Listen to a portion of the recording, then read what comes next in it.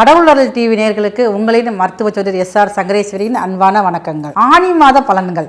தமிழ் மாதத்திலே பாருங்களேன், 3வது மாதமாக அதுவும் கூட காற்று ராசி அப்படிங்கிறது ஆனி மாதம். இந்த ஆனி மாதத்தில் தான் பாருங்கள் சூரியன் தன்னுடைய ட்ராவலில் ஆனி மாதத்துக்குள்ள மிதுனத்துக்குள்ளே வர்றாரு. அப்போ இது எப்போ வருதுன்னா 15/6/2026 மத்தியானம் 12:46 பிஎம்முக்கு வராரு. 16/7/2026 வரைக்கும் சூரியன் மிதுனத்திலே இருக்கார். தன்னுடைய காற்றாசிலே தன்னுடைய சஞ்சாரத்தில் இருக்கிறதுனால அப்போ இந்த காலகட்டத்துங்க அந்த ஆனி மாதம் பிறக்கிறது பாருங்கள் கன்னி லக்கணத்தில் பிறக்குது. கன்னி லக்கணத்தில் நட்சத்திரம் உங்களுக்கு மிதுன சீர்ஷ நட்சத்திரத்தில் மிதுன ராசியில் பிறக்குது. இப்போ சூரியன் சந்திரன் சேர்க்கை அப்படிங்கிறது ஒரே ராசியில் தான் கூடுது. அன்றைக்கி பாருங்கள் அமாவாசையோட கூடிய காலமாகத்தான் இருக்குது. இந்த ஆனி மாதம் அப்படின்னாலே இந்த ஆனி மாதம் பிறக்கிற பிள்ளைகள் எல்லாமே குழந்தைகள் எல்லாமே பாருங்கள் அதிகமாக புத்திசாலியாக இருக்கக்கூடிய வாய்ப்பு அதிகமாக இருக்குது. படிப்பில் சிறந்து விளங்கக்கூடியவங்களும் இந்த ஆனி மாதத்தில் பிறக்கிற பிள்ளைங்க தான். ஏன்னா இந்த ஆனி மாதம்தான் பாருங்கள் புதனுடைய ஆட்சி அங்கே அதிகமாக இருக்கிறனால அதில் பிறக்கக்கூடிய குட்டீஸ்கள் எல்லாமே பாருங்கள் அதிகமாக ஒரு மேதாவித்தனமாகவும் ஒரு நகைச்சுவை உணர்வோடு இருக்கக்கூடிய வாய்ப்புகள் அதிகமாக இருக்குது. இந்த ஆனி மாதத்தில் பெரும்பாலும் உங்களுக்கு காற்று அதிகமாக வீசக்கூடிய வாய்ப்புகள். இந்த காற்றுனால பாருங்கள் விவசாயம் செய்கிறவர்களுக்கு கொஞ்சம் பாதிப்புகள் அதிகமாகவே ஏற்படும். அப்போ அதற்கு தக்க அவங்க முன்னெச்சரிக்கை நடவடிக்கை செஞ்சுக்கிறணும். அதே மாதிரி அங்கே இப்போ ஆடு வளர்க்குறோம் அப்படின்னா இந்த ஆடு வளர்க்குறவங்க இந்த மாடு வளர்க்குறவங்களுக்கு எல்லாத்துக்குமே இந்த ஆனி மாதம் அப்படிங்கிறது கொஞ்சம் எச்சரிக்கையாக இருக்கக்கூடிய காலகட்டங்கள். ஏன்னா காற்றினால் பரவக்கூடிய நோய்கள் வர்றதுனால இந்த ஆடு மாடு இந்த கோழி இந்த மாதிரி வீட்டில் வளர்க்கக்கூடிய அந்த உயிரினத்துகளுக்கு கொஞ்சம் பிரச்சனைகள் தரக்கூடிய மாதமாக இருக்கிறனால அதுலேயும் கொஞ்சம் கவனமாக இருந்துக்கணும். இந்த ஆனி மாதத்தில் பொதுவாகவே வழிபாடுகளுக்கு ரொம்ப முக்கியத்துவம் கொடுக்குறது ரொம்ப நல்லது. பெருமாள் கோவில்களில் பாருங்கள் திருப்பதியில் இந்த மாதிரி திருப்பதி பெருமாள் சார்ந்த விஷயங்களை ஆனி பிரம்மோற்சவம் நடக்கிறதுக்குமே வாய்ப்பு அதிகமாக இருக்குது. இந்த மாதத்தில் தான் முக்கியமான முடிவுகள் திருமணம் சார்ந்த விஷயங்களும் அதிகமாக முடிவு எடுக்கக்கூடிய மாதமும் இந்த மாதம் மட்டும்தான். இந்த மாதத்தில் பொதுவாக புதுசாக வீடு கட்டி பால் காய்ச்சி குடி போகக்கூடாது. வாடகை வீடாக இருந்தாலுமே அது கொஞ்சம் வீடு மாறதுக்கெல்லாம் வாய்ப்புகள் ரொம்ப குறைவாகத்தான் இருக்கும். ஆனால் அதற்குண்டான முயற்சிகள் வேணால் எடுக்கலாம். பூமி பூஜையெல்லாம் எதுவும் பண்ணக்கூடாது. இப்போ வீடு கட்டணும் ஒரு பிளான் பண்ணோன்னா அதுக்கூட முயற்சியில் எடுக்கலாம். மற்றபடி இடம் வாங்கலாம், எல்லாம் செய்யலாம். திருமணத்துக்காக போய் வரன் பார்க்குறது பெண் பார்க்குறது இதெல்லாம் நீங்கள் செஞ்சுக்கலாம். சுபகாரியங்கள் இந்த மாதிரி செஞ்சுக்கலாம். ஒழுசு வீடு கட்டி போகிறது இதெல்லாம் செய்யவே கூடாது. அது உங்கள் வீட்டில் ஒரு மூத்த குழந்தையாக இருந்தாங்க அப்படின்னா அவங்களுக்கு திருமண காரியங்கள் எடுக்கிறப்ப இந்த ஆனி மாதத்தை தவிர்க்கிறது ரொம்ப ரொம்ப நல்லது உங்களுக்கு. அப்போ இந்த ஆனி இவ்வளோ சிறப்பான இந்த ஆனி மாதத்தில் ஒவ்வொரு ராசிக்கும் மேசம் முதல் மீனம் வரைக்கும் இந்த கிரக நிலைகள் படி என்னென்ன நன்மைகள் நடக்குது, என்னென்ன விஷயங்களை நீங்கள் எச்சரிக்கையாக இருக்கணும், எதில் நீங்கள் முயற்சி எடுத்தால் நீங்கள் உங்களால் ஜெயிக்க முடியும், வெற்றி பெற முடியும் அப்படிங்கிற விஷயங்களில் ஒவ்வொரு பதிவாக நம்ம பார்க்க போகிறோம். வாங்க வீடியோக்குள்ளே போகலாம். அன்பான துளாராசி நேயர்களே, இந்த ஆனி மாதம் முழுவதும் உங்களுக்கு பாருங்கள் இந்த ஆனி மாதத்தில் தான் உங்களுடைய ராசி அதிபதியான சுக்கிர பகவான் உங்கள் ராசிக்கு 10ஆம் இடத்துல உட்காந்துருக்காரு. அது யாரு கூட? தேவகுருவான குருவோட சேர்க்க. தேவகுருவும் அசுரகுருவுமான நீங்கள் அசுரகுருவான சுக்கிர பகவான் தான் உங்கள் ராசி அதிபதி. ரெண்டும் சேர்ந்து உங்கள் ராசிக்கு 10ல். இப்போ 10ல் ஒரு பாவியாவது வேணும். ஆனால் பாருங்கள் உங்களுக்கு 2 குரு சேர்ந்து உங்கள் 10ஆம் இடத்துல இருக்கிறதுனால உங்களுடைய தொழில் உத்தியோக அமைப்பு ரொம்ப சிறப்பாக இருக்கும். ஏற்கனவே பொதுவாகவே பாருங்கள் துளாராசிக்காரங்க தொழில் மேலே அதிகமான சிந்தனைகள் இருக்கக்கூடியவங்க. வேலை செஞ்சாகட்டும் என்ன செஞ்சாலும் தொழில் பார்த்தாலும் பாருங்கள் ரொம்ப கவனமாக முழுசாக ஈடுபட்டு செய்யக்கூடியதாக நீங்கள். மற்ற விஷயங்களில் சில விஷயங்களை நீங்கள் முன்ன பின்ன இருந்தாலும் பாருங்கள் இந்த விஷயங்களை ரொம்ப கொஞ்சம் கவனமாக இருப்பீங்க. நீங்கள் தொழில் சார்ந்த விஷயங்களில் வேலை செய்கிறதுலேயும் பாருங்கள் உங்களுக்குன்னு ஒரு மதிப்பு இருந்துக்கிட்டே இருக்கும்.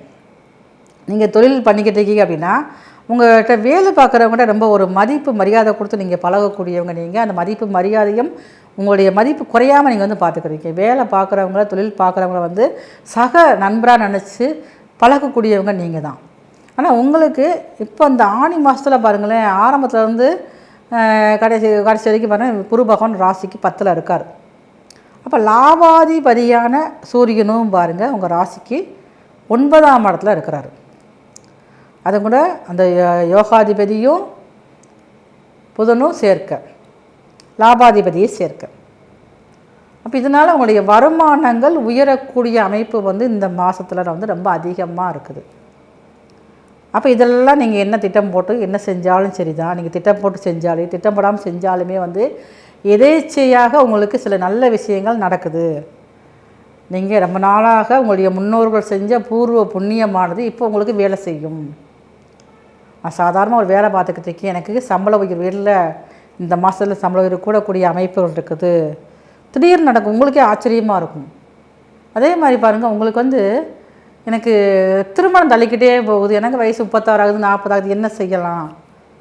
திருமண தடைகள் சரியாகக்கூடிய அமைப்பு வந்து இந்த மாதத்தில் அதிகமாக இருக்குது. நான் வீடு கட்டணும்னு ஆசைப்பட்றேன், எனக்கு அந்த வீடு கட்டவே முடியல, தடையாகிக்கிட்டே போகுது, அது என்ன செய்யலாம்? பூமி பூஜை போட்டு அப்படியே நிற்குது இடம், என்ன செய்ய முடியும்? அது எல்லாமே தடையாகக்கூடிய அமைப்புகள் இந்த மாதத்தில் அதிகமாக இருக்குது. அதுக்காக இந்த மாதத்தில் நீங்கள் வந்து வானம் தோண்டக்கூடாது, பூமி பூஜை போடக்கூடாது. முயற்சிகள் நீங்கள் எடுக்கலாம்.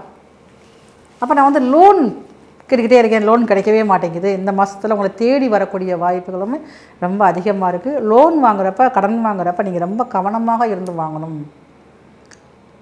கடன் வர்றதுக்காக நீங்கள் அதிகமாக வாங்கிட்டீங்கன்னா அது வந்து மீள முடியாத அமைப்பாக உங்களுக்கு வந்துடும்னா கொஞ்சம் கவனமாக இருந்துக்கங்க. அப்போது உத்தியோகத்துலேயும் நீங்கள் அதாவது நீங்கள் தொழில் பார்க்குற இடத்துலையும் உங்கள் திறமைகள் அதிகரிக்கக்கூடிய வாய்ப்புகள் அதிகமாக இருக்குது. உத்தியோகத்தை நீங்கள் நினச்ச மாதிரியே உங்களுக்கு ஒரு பதவி உயர்வாகட்டும், இடமாற்றமாகட்டும், நீங்கள் எதிர்பார்த்த மாதிரியே வர்றதுக்கும் இந்த மாதத்தில் வாய்ப்பு அதிகமாக இருக்குது. தொழில் நான் ஒரு 10 பேர் பண்ணிக்கிட்டு இருக்கேன், எனக்கு ஒரு இன்னும் கொஞ்சம் ஆசை, நான் ட்ராவல் பண்ணிக்கிட்டு இருக்கேன், ஒரு 10 வண்டி இருக்குது, அது எப்போ எனக்கு வந்து 20 வண்டியாக மாறும், இன்னும் எண்ணங்கள்லாம் உங்களுக்கு இருக்கும். அதெல்லாம் இது இப்போலாம் அதுக்கு ஒரு ஸ்டெப் பை ஸ்டெப்பாக நீங்கள் முயற்சி எடுக்க ஆரம்பிப்பீங்க.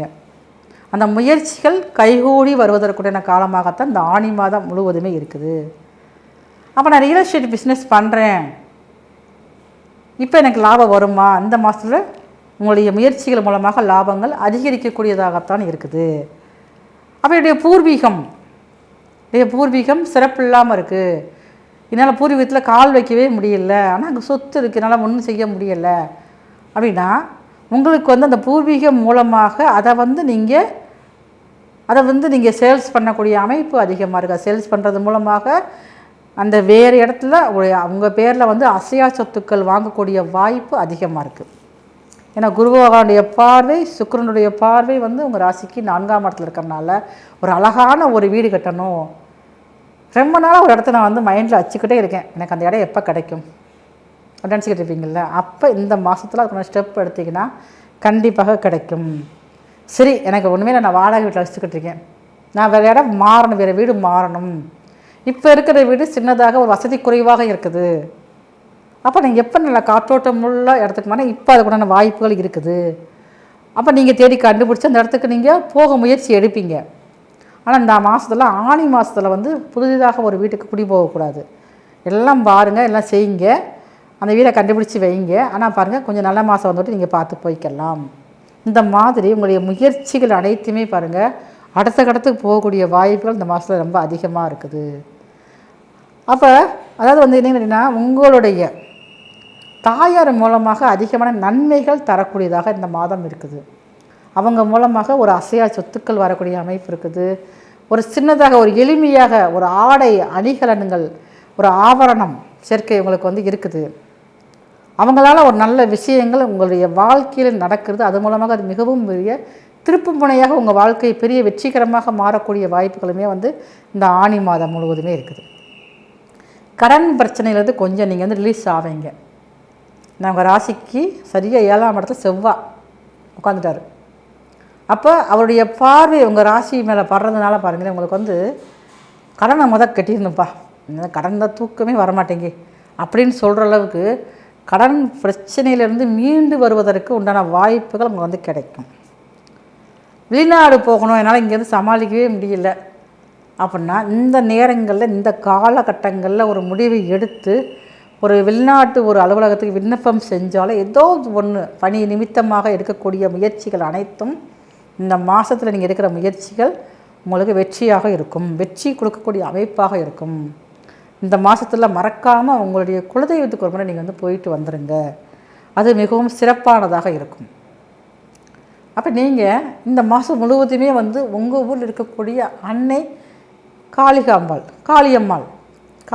ஆலயத்தில் வந்து நீங்கள் செவ்வாய்க்கிழமை இரவு நேரங்களில் ஈவினிங் பார்த்திங்கன்னா ஒரு 6லேருந்து ஒரு 7 மணிக்குள்ளே போய் அந்த அன்னைக்கு 2 மாவிளக்கு தீபம் ஏற்றி 2 எலுமிச்சம்பழம் வைத்து வழிபாடு செஞ்சுட்டு வரணும். செஞ்சுட்டு வர அன்னைக்கு பிடிச்சது சிவப்புரளி மாலை. இந்த மாலை வாங்கி போட்டு அங்கேயே அமர்ந்து ஒரு 10 நிமிடமாவது கண்மூடி அந்த அம்மனின் தியானித்து உங்களுடைய நியாயமான கோரிக்கைகளை நீங்கள் சொல்லிட்டு வந்தீங்க அப்படின்னா இந்த விஷயமானது உங்களுக்கு இந்த மாதம் முழுவதுமே மிகவும் சிறப்பான மாதமாக இருக்கும். மேலும் பல வெற்றிகளை குவிக்கக்கூடிய மாதம் இந்த மாதம்தான். கடவுள் அருள் டிவியை பார்த்தமைக்க நன்றிகள். மேலும் இது போன்ற தகவல்களை தெரிந்து கொள்ள கடவுள் அருள் டிவியை சப்ஸ்கிரைப் செய்யுங்கள். மறக்காமல் பெல் ஐக்கானை கிளிக் செய்யுங்கள்.